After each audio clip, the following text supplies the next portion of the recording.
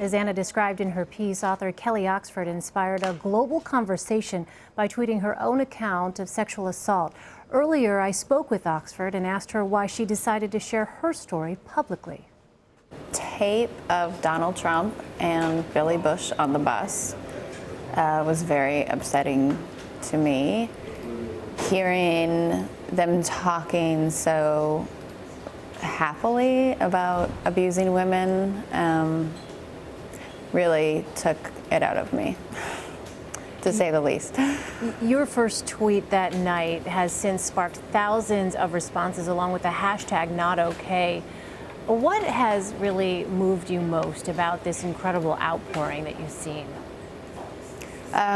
Definitely the personal stories that women are sharing.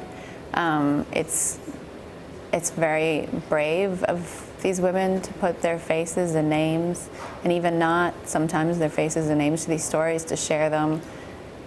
A lot of women for the first time, some women are opening Twitter accounts just to share a story. It's really important to see that we aren't just a statistic, that basically most women have been sexually assaulted by somebody, and a lot of men too have been sexually assaulted in their lifetime, and the first assault seems to happen extremely young. Kelly, shortly after your initial tweet, you tweeted again saying, "I am currently receiving 2 sex assault stories per second. Anyone denying rape culture, please look at my timeline now." Can you explain what you mean by rape culture, and what do you think needs to be done to change that? Oh, that's a huge question. I think, it's a mentality that we've all been born into, and we do live in a society that's built around men. Women have only had the vote for 100 years, and we've all, grown up even women objectifying each other. We grow up seeing billboards with women in bikinis and think, as little girls, look at her, she's beautiful, I want to be like that. We objectify ourselves.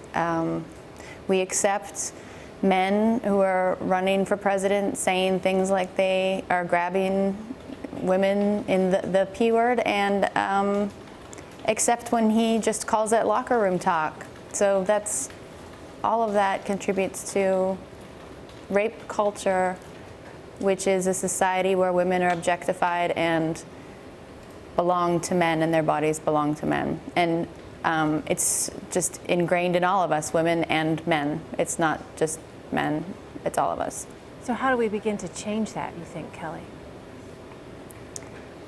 If there's an answer for that, I think a lot of women that are smarter than me, that have been fighting for this for a long time, would have already figured it out. I don't know. It's so deep.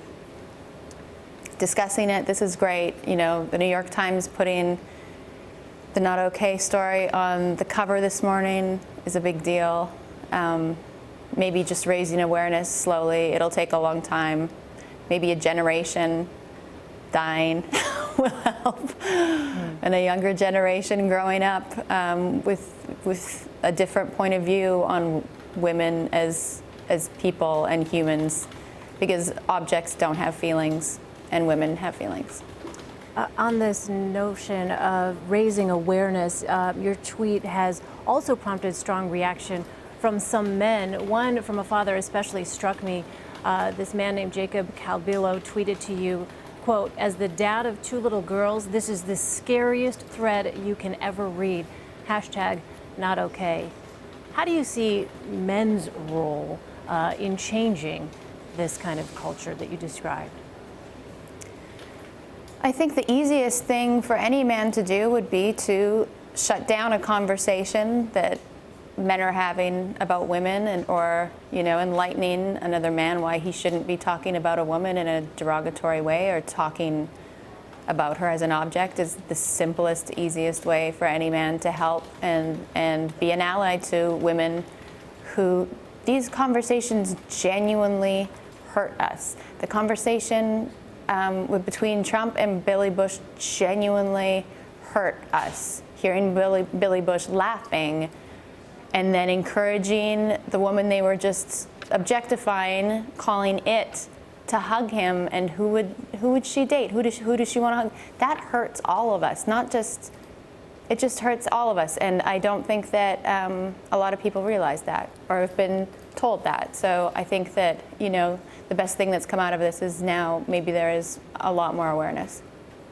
Kelly Oxford, thank you so much for speaking with us and for sharing your own personal story. We appreciate it.